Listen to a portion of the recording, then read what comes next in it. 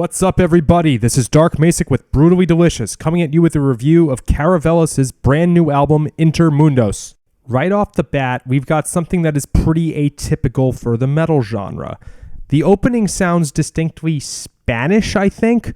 Apparently the band is from Brazil. I hope I shouldn't have said Portuguese there or something. I'm way too American to know the difference anyway.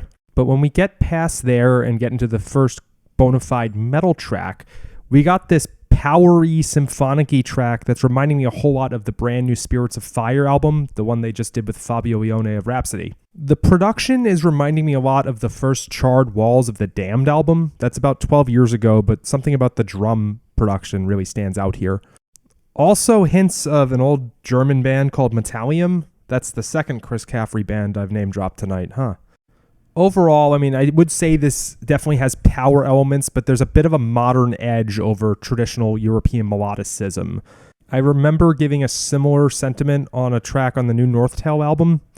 I think it was In the Name of God. Speaking of them, some of these choruses do remind me of Northtail. There's something about the catchy sensibility that stands out. Beyond that, there are some really good guitar solos here. That's very much expected for power metal, so it's very easy for otherwise normally great solos to just be passé because it's expected. But these ones stood out. So to talk about some of the songs, Triumvirate has a great chorus, and I don't even know a band to compare it to because this sounds more like a Broadway show with rock guitars, not like Rock of Ages, maybe more like an amplified Savatage. I guess that would be dropping a band, but something about the song structure really stood out. While I'm Still Here, this song is gorgeous. It's very atypical. Blind Guardian, for instance, will have songs like the Bard Song or War of the Thrones that aren't typical burners.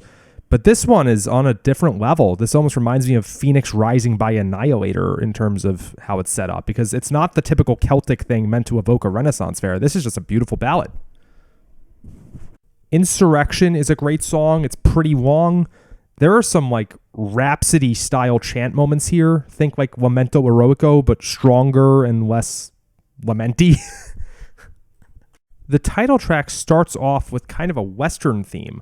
I don't know if we've had this in power metal since Cinderblocks by Sonata Arctica. Is this the second one ever? Also, some of the vocals here sound like Fabio Lione. Is he guesting on this? Because it's pretty much a guarantee that Fabio is going to guest on any power metal band's second album ever. Lastly, I'd like to call out So Near, So Far, another really great heartfelt piece. I actually think this band does ballads better than they do burners, and that's a rare compliment. The only downside I would give to this album is that it was very long. It's a bit over an hour. Per the Metal Archives, an hour and 13 minutes. But there's some really, really good stuff here, and again, I say this all the time. This is a band I hope to see on 70,000 Tons of Metal someday.